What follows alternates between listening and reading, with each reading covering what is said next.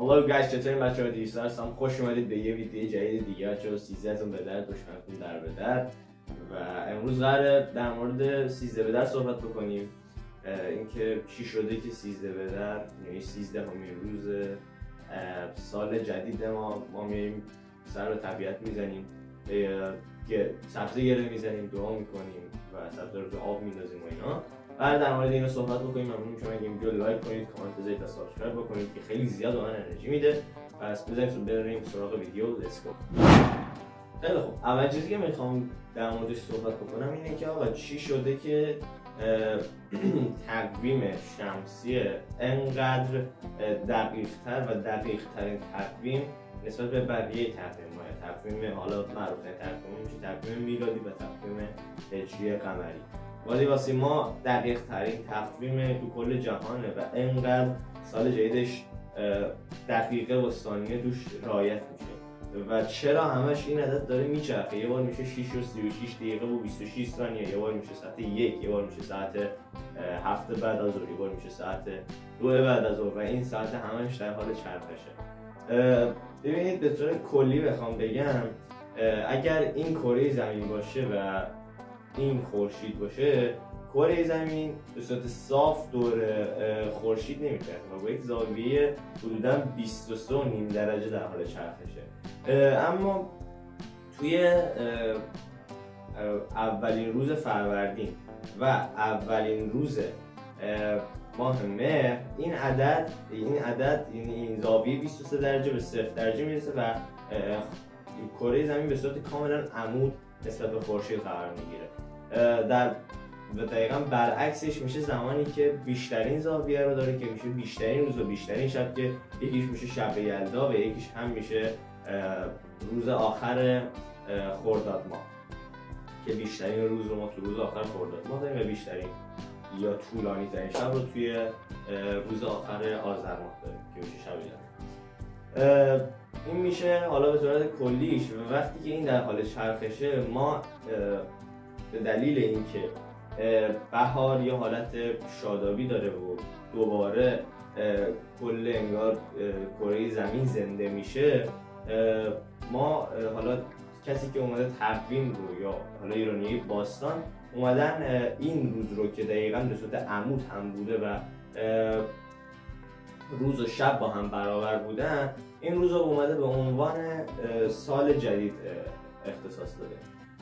حالا چرا این ساعتش مختلفه؟ گفتم دلیلش رو دیگه. به دلیل اینکه خب این که همش در حال چرخشه، این زاویه باعث میشه همش ساعت مختلف، ساعت‌های مختلفی زمین و خورشید با هم دیگه به صورت عمود قرار بگیره. خورشید نسبت به زمین یا زمین مختلف. همین دیگه. حالا بگیم در مورد 13 به در هم صحبت بکنیم. 13 به در یکی از مراسم باستانی ایرانه، اما امروزه هم خیلی تفاوت پیدا کرده هم خیلی تفاوت پیدا نکرده.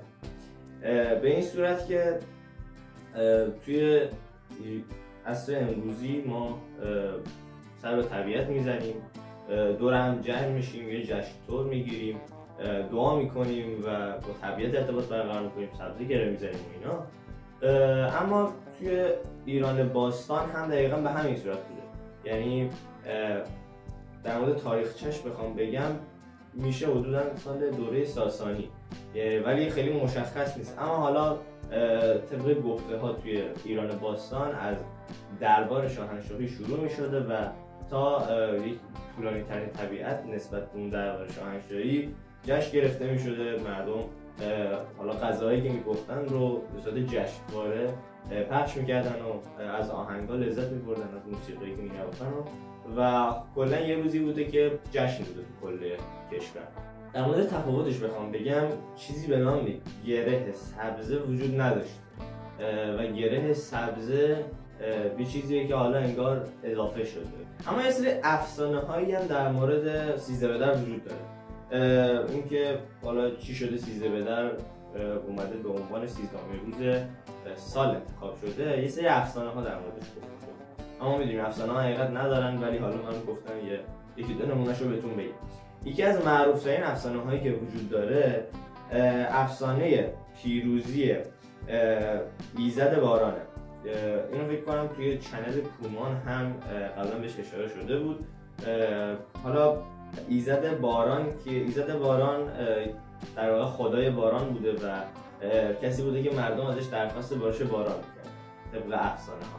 و روز 13 فروردین یا همون 13مین روز از اول سال روزی بوده که ایزد باران بر دیو خشکسالی پیروز میشه و از اون روز به بعد دیگه حالا باران و نعمت‌های الهی به زمین میرسیدن و حالا مردم هم به دلیل این روز حالا بزرگ میرفتن جشن میگرفتن این روز. اما یه افسانه با حال دیگه هم وجود داره، میگن سیاوش خدای گیاهان توی این روز یعنی 1 سال زندگی میکرده و در آخرین روز سال که میشه 29 اسفند ماه یا 30 اسفند ماه میمیره و در روز 13 فروردین به صورت سبزه دوباره رشد میکنه و تولد دوباره پیدا میکنه و مردم به استقبالش به طبیعت میرن. اما چیزی که کلا توی اینا مشترکه و چیزی که در مورد تاریخ و در مورد امروز مشترکه اینه که مردم به طبیعت میرفتن و جشن میگرفتن و شادی میکردن. همین تمام شد. ممنون میشم اگه این ویدیو رو لایک کنید، کامنت بذارید و سابسکرایب بکنید که خیلی زیاد به من انرژی میده و مرسی از اینکه این ویدیو رو دیدید. اگر بازم چیز اضافی میدونید یا اگر جایی رو من اشتباه گفتم توی کامنت ها واسه من بنویسید. مرسی از اینکه این ویدیو رو تا آخر دیدید و خداحافظ.